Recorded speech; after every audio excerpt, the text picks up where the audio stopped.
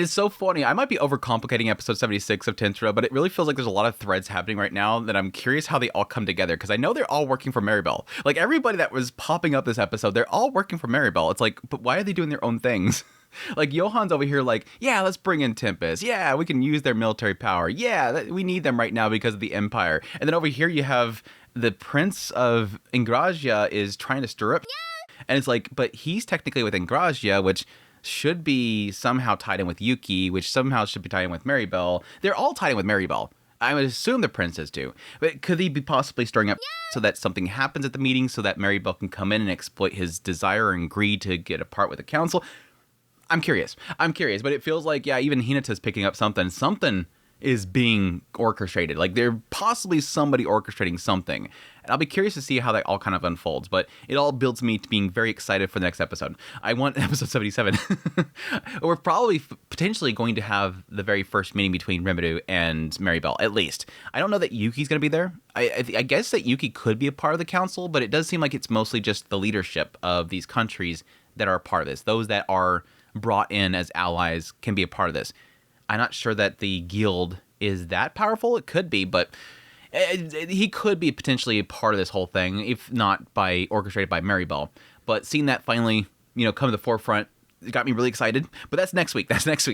This week, decent episode. The first part of this was just kind of a build up to a punchline, which was kind of funny. The idea of, yes, having this, everybody's screwing around the dungeon, and finally all the subordinates that keep them in check show up. So Frey shows up and she's like, Milim, what have you been doing? I had a task for you. What have you been doing? And everybody just throws her under the bus. And then suddenly Shuna shows up and she's like, Rimuru, have you been screwing around? What have you been doing? And then everybody throws Rimuru under the bus. I like how it's all popping and going, just be honest and unashamed and everything will pan out. And sure enough, he's like, yes, we were doing investigations, even though Raphael was doing all the work. We were doing investigations. And so, yes, everything pans out, right? But wait, that group has been gone for a while now. What have you been doing since then? Things are supposed to pan out. Why are they panning out? Having Shuna getting really pissed off with him. You've been screwing around, haven't you?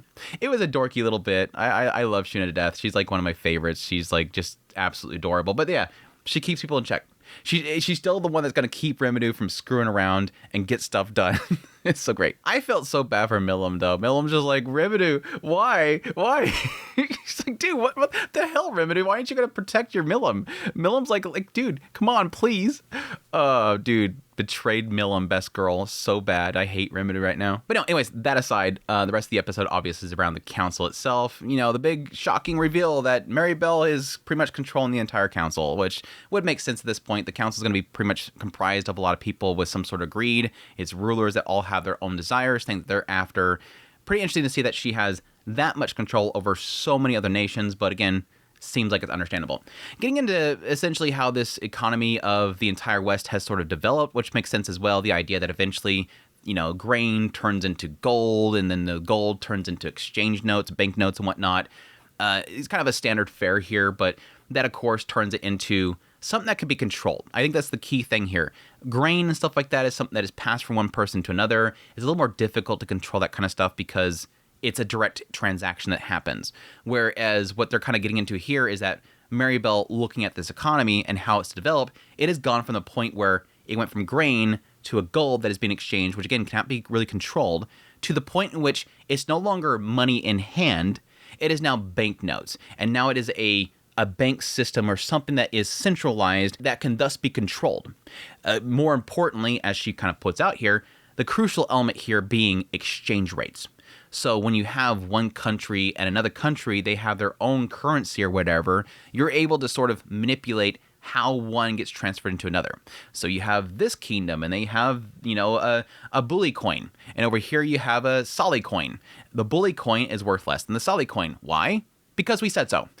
It's literally what they're saying. Like, we control and we can dictate who rises and falls based on that exchange rate. We can give a higher value to this person's currency than this person's currency, thus their economy boosts more.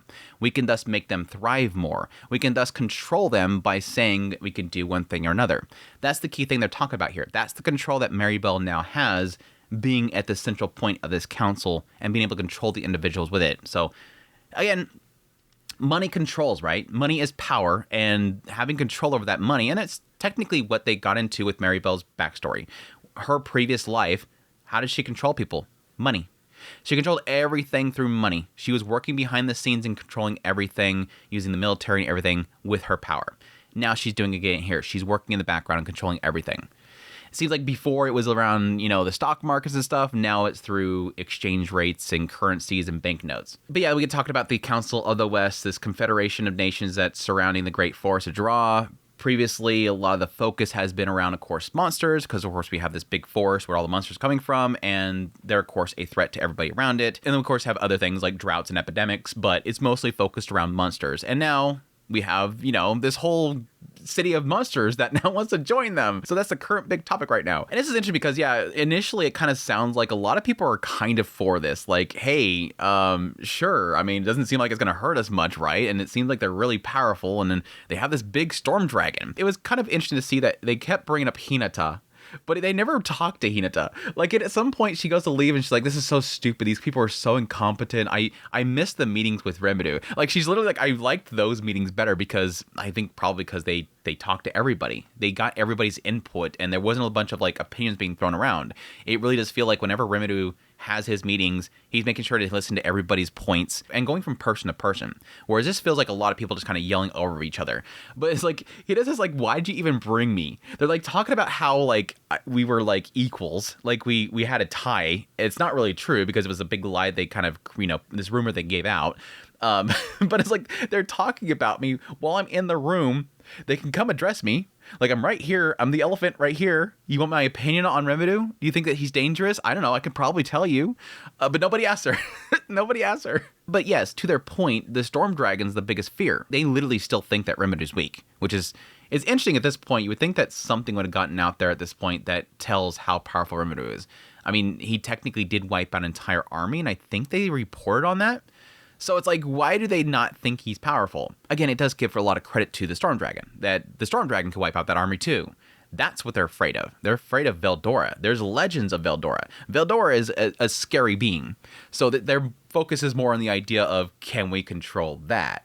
Which would be really cool because then we can use that against people. Which, yes, does bring up the whole Eastern Empire, which I don't remember if they've ever, I mean, they brought up the Eastern Empire. I just don't know if they've ever really had it at the forefront, but they're talking about the idea of them mobilizing. Now, Hinata claims it's a farce. So I'm actually very curious if this is true. I, again, don't recall if they've ever talked about the Eastern Empire making a move, but at least Johan is using that as an excuse. He's claiming they're mobilizing in order to force the council to accept Rimuru. Hey, it's moving. Oh, we're screwed because of all what happened to Falmouth. Oh, don't worry, because we can bring in Rimuru, and Rimuru can handle them. Yeah, that's right, because the only reason they've not moved yet is because Veldora is there. And now Rimuru has Veldora, so they won't make a move now. Logic is flawless. But again, I question, like, why is Johan trying to get Rimuru in? Again, this goes to what the previous discussion was. When Johan was talking to Yuki and Maribel walked in, the question was, Yuki, can you defeat Rimuru?